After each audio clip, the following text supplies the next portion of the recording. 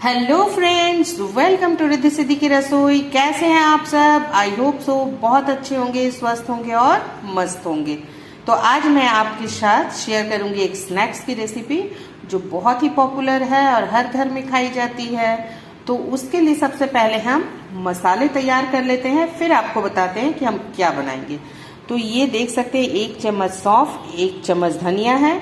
इसे हम थोड़ा सा क्रस्ट कर लेंगे, इस तरह से खरल ले लेंगे और इस तरीके से हम थोड़ा सा इसे क्रस्ट कर देंगे, धनिया को भी और सौंफ को भी। तो चलिए कर लेते हैं। तो देख सकते हैं हमने सौंफ और धनिया के बीज को क्रस्ट कर लिया है। इससे एक बहुत अच्छी सी खुशबू आएगी। तो चलिए अब हम इसमें मसालों को मिक्स करते हैं। इसमें हम डालेंगे ये 1 चम्मच धनिया पाउडर, आधा चम्मच हल्दी पाउडर, आधा चम्मच गोल मिर्च पाउडर, 1 चम्मच अमचूर पाउडर, 1/4 चम्मच गरम मसाला पाउडर। ये मेरी होममेड है। अगर आपको इसकी रेसिपी चाहिए तो आप मुझे कमेंट बॉक्स में बताइएगा, मैं आपको जरूर बताऊंगी। ये मेरी बहुत कम लगती है।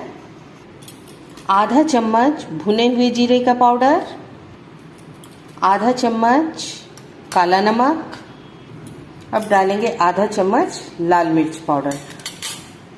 अब इसमें हम डालेंगे जो हम रेगुलर नमक यूज करते हैं, वो आधा चम्मच मिक्स कर देंगे। तो चलिए अब इन सब मसालों को हम एक साथ अच्छे से मिक्स कर लेते हैं। अब आप सोचेंगे कि सारे मसालों को क्यों मिक्स करना? तो जी हाँ, जब हम कढ़ाई चढ़ा देंगे गैस पे, तब मसाले एक एक करके जब डालेंगे तो मसाले हमारी कुछ जल जाएंगी, कुछ भुन जाएंगी। तो इस तरह से सबका अलग अलग फ्लेवर आ जाएगा। और इस तरह से हम मिक्स कर लेंगे। तो हम एक बार में डालेंगे तो सब बिल्कुल बराबर से मिक्स होंगी और अच्छे से फ्राई होंगी, अच्छे से भुनेंगी और अपनी खुशबू छोड़ेंगी।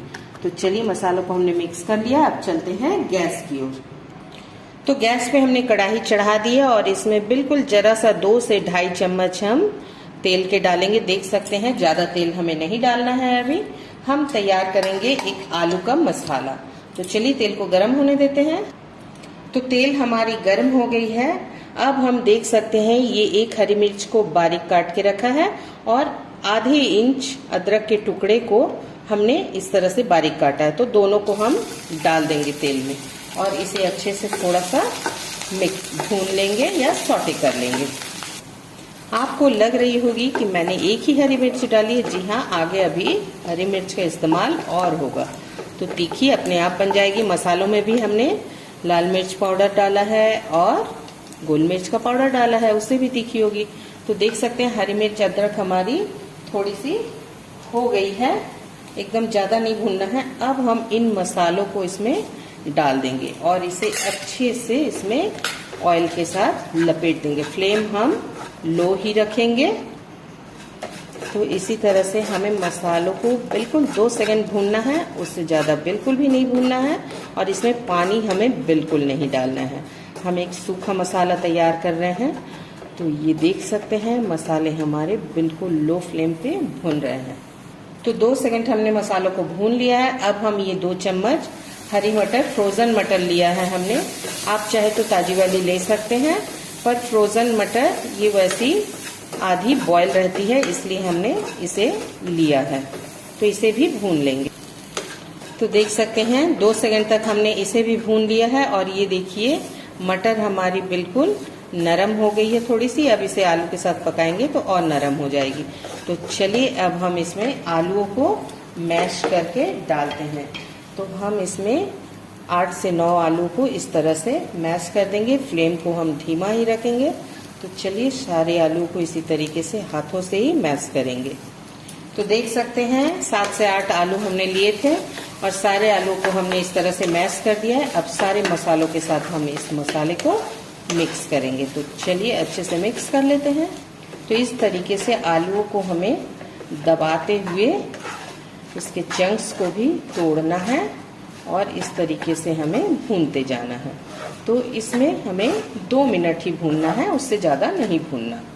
अगर आपको लगे कि आलू चंक्स रह गए हैं तो आप इस तरह से एक चम्मच लेते हुए अच्छे से इस तरीके से दबा लीजिए। तो 1.5 मिनट हो चुके हैं हमारे मसालों को भूनते हुए और हमने इस तरह से दबा दबा के मसालों को तैयार कर लिया है। तो मैं आज आपके साथ शेयर कर रही हूँ ब्रेड पकौड़ा। जी हाँ, जो स्ट्रीट स्टाइल ब्रेड पकौड़े बनते हैं और बहुत टेस्टी लगते हैं। तो आज हम उससे बनाएंगे, उसी पद्धति से जैसा स्ट्रीट वाले बनाते हैं या खाऊ गली वाले बनाते हैं।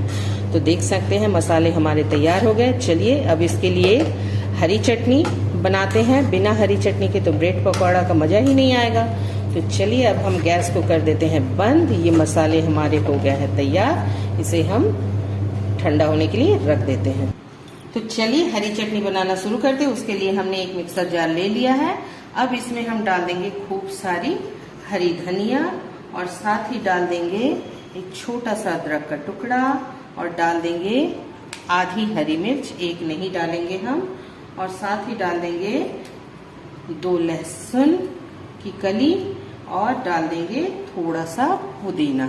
आप चाहे तो पुदीना ज्यादा कर सकते हैं। आज मेरे पास इतनी ही थी, बारिश की वजह से मेरे यहाँ के पुदीने सब खराब हो गए हैं तो मैंने थोड़ा सा ही निकाला है। अब इसमें हम डालेंगे 1/4 चम्मच नमक और अब इसमें हम डालेंगे दही। तो दही हम घर की ताजी दही लेंगे, तो ये 1 चम्मच और ये 2 चम्मच दही डाल देंगे। तो चलिए अब इसे हम पीस लेते हैं। तो चलिए आपको दिखाते हैं, ये हरी चटनी हमारी ये देखिए तैयार हो चुकी है। तो चलिए इसे एक बाउल में पलट लेते हैं। तो अब हम करेंगे बेसन की तैयारी। तो हमने बेसन ले लिया है। अब इसमें हम डालेंगे एक एक मसाले। हम डाल देंगे थोड़ा सा अजवाइन, आधा चम्मच नमक। अब हम डालेंगे बेकिंग पाउडर। हम सोडे का इस्तेमाल नहीं करेंगे, हम पाउडर से बनाएंगे क्योंकि पाउडर से बनाने से ऑयल ज्यादा नहीं खींचती। आप बनाकर देखिएगा, आपको समझ में आएगा। तो देख सकते हैं हमने ये 1 चम्मच डाला है, 1 चम्मच और डालेंगे। तो ये हमने 2 चम्मच डाल दिया। अब इसे हम थोड़ा सा अच्छे से मिक्स कर लेंगे और फिर पानी डाल के एक बैटर बनाएंगे। आप कोशिश कीजिए बेसन को चाल कर लेने की। तो अब हम थोड़ा थोड़ा पानी डालेंगे और बैटर बनाएंगे। हम एक साथ पानी नहीं डालेंगे, इससे इसमें गुठलियां पड़ सकती है। तो चलिए थोड़ा थोड़ा डाल के बैटर बनाते हैं। तो इस तरीके से हम बैटर को अच्छे से मिक्स कर लेंगे ताकि गुठली इसकी खत्म हो जाए पूरी। इसे 2 मिनट तक हमें अच्छे से फेंट लेना है। देख सकते हैं बैटर हमारी एकदम तैयार है। इसे हम 2 मिनट तक अच्छे से फेंट लेंगे और इसे, तो चलिए तैयार है। इसे हम 10 मिनट के लिए ढक के रख देते हैं। तब तक बनाते हैं सैंडविच। तो चलिए हमने ब्रेड ले लिया है सैंडविच तैयार करने के लिए। तो आपको याद दिला दूं कि ब्रेड आप ताजी कभी भी मत लीजिएगा। ब्रेड पकोड़े के लिए ब्रेड आप 1 दिन पुरानी लीजिए, उससे बहुत अच्छी बनती है। और आप यदि खट्टी मीठी इमली की चटनी के साथ एक तरफ कोटिंग करेंगे तो और अच्छी है, लेकिन मैं आज टोमेटो सॉस के साथ करूंगी और हरी चटनी के साथ। तो चलिए हम इस तरह से ले लेते हैं ब्रेड को और इसमें हरी चटनी एक तरफ लगा देते हैं। तो चलिए सब हरी चटनी को लगाते हैं। तो देख सकते हैं हमने हरी चटनी लगा दी है और इसमें टोमेटो केचप लगा दिया है। आपके पास यदि खट्टी मीठी इमली वाली मीठी चटनी है तो आप उससे कीजिएगा, उससे और अच्छे होते हैं। तो चलिए अब हम इस तरह से हाथों में मसाला ले लेंगे और सैंडविच को अच्छे से दबा दबा के लगा देंगे। तो चलिए लगा के दिखाते हैं। तो देख सकते हैं हमने बना दिए। अब इसे हम उठा के इस तरीके से अच्छे से दबा के पैक कर लेंगे। तो चलिए इसे भी कर लेते हैं। तो ढाबों में क्या करते हैं, ढाबे या जो स्ट्रीट फूड है वो ऐसे ही पूरी फ्राई कर देते हैं बेसन में डिप करके। पर हम घर में कढ़ाई हमारी छोटी रहती है तो हम इसे काट कर करेंगे। तो चलिए हम इस तरीके से सैंडविच जैसा शेप कर लेते हैं। तो देख सकते हैं हमने कर लिया है। तो चलिए अब बेसन को देखते हैं। तो देख सकते हैं बेसन हमारी थोड़ी सी गाढ़ी है, हमें थोड़ी पानी डालनी पड़ेगी। तब तक हम डाल देते हैं इसमें 2 चम्मच तेल। तो हम 2 चम्मच इसमें थोड़ा तेल डाल देंगे और इसे अच्छे से मिक्स करते हैं। अब इसमें हम डाल देंगे थोड़ी सी पानी और इसे अच्छे से अब फेंट लेंगे एक ही दिशा में। तो देख सकते हैं बेसन हमारी पूरी तरीके से तैयार है। ये देखिए इस तरह से ना गाढ़ा बनाना है ना ही ज्यादा पतला बनाना है। इसकी जो गाढ़ापन है वो इसी तरीके से रहेगी। तो चलिए गैस पे हमने तेल चढ़ा दिया है और बनाना शुरू करते हैं ब्रेड पकौड़ा। तो चलिए हम चेक करते हैं बेसन को पहले तेल में डालकर। तो हम इस तरह से एक बूंद बेसन डालेंगे। अगर ये तुरंत ऊपर आ जाती मतलब तैयार है। तो चलिए अब हम पकौड़ों को डालना शुरू करते हैं। तो हम इस तरीके से ले लेंगे और इस तरीके से डिप करेंगे और देख सकते हैं बिल्कुल अच्छे से। अब हम इस तरीके से इसे करते हुए अब इसमें छोड़ देंगे। तो चलिए इसे फ्राई करते हैं ऊपर से तेल से नहला।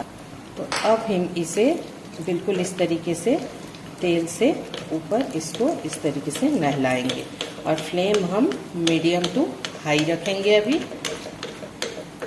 क्योंकि तेल हमारी गर्म है। तो देख सकते हैं अपने आप ही ये कढ़ाई से अलग हो गई है। अब इसी तरह हमें इसे ऊपर भी तेल से नहलाते जाना है और फ्लेम हमें मीडियम टू हाई ही रखना है। अब हम इसे पलट देंगे। तो इसी तरह उलटते पलटते हुए हम सारे पकोड़े तैयार करेंगे। तो देख सकते हैं पकोड़े हमारे बिल्कुल तेल नहीं पिएंगे। वैसे तो जनरली जितनी हम भजिया वगैरह तलते हैं तो तेल लगती है, लेकिन इसमें जो ऑयलीपन एक रहता है जब हम सोडा डालते हैं वो नहीं मिलेगी आपको। आप एक बार जरूर ट्राई कीजिएगा। ये मैंने आपके साथ एक टिप्स शेयर की है। तो चलिए पकोड़े हमारे ब्रेड पकोड़े तैयार हो गए। अब इसे हम निकाल लेते हैं। तो चलिए ये एक पकोड़े हमारे तैयार हो गए हैं। हम इसे निकाल लेते हैं, फिर दूसरी भी डाल के आपको दिखाते हैं। तो चलिए दूसरी भी हम इसी तरीके से सारे पकोड़े को इसी तरीके से हम डिप करते हुए फ्राई कर लेंगे। तो देख सकते हैं इस तरीके से हमने दूसरी भी उलटते पलटते हुए बनाना है। तो चलिए सारे पकोड़े हम इसी तरह तैयार करके आपको प्लेटिंग करके दिखाते हैं। तो फ्रेंड्स ये मैंने ब्रेड पकोड़े आपके लिए तैयार कर दिए हैं। देख सकते हैं बिल्कुल ऑयली नहीं है, इसीलिए मैंने आपसे बार बार कही है कि बेकिंग पाउडर का यूज कीजिए। सोडा डालने से ये ऑयली ऑयली लगती है। ये देखिए हाथ में बिल्कुल तेल नहीं आ रही है। तो इसी तरह से आप भी बना लीजिए। अगर आपको मेरी ये रेसिपी अच्छी लगे तो लाइक कर लीजिएगा, शेयर कर लीजिएगा, कमेंट करना बिल्कुल मत भूलिएगा। नए हैं तो सब्सक्राइब कर लीजिएगा। कल फिर मिलूंगे आपसे नए रेसिपी के साथ। तब तक हंसते रहिए, स्वस्थ रहिए, मस्त रहिए। थैंक यू दोस्तों, बाय बाय दोस्तों।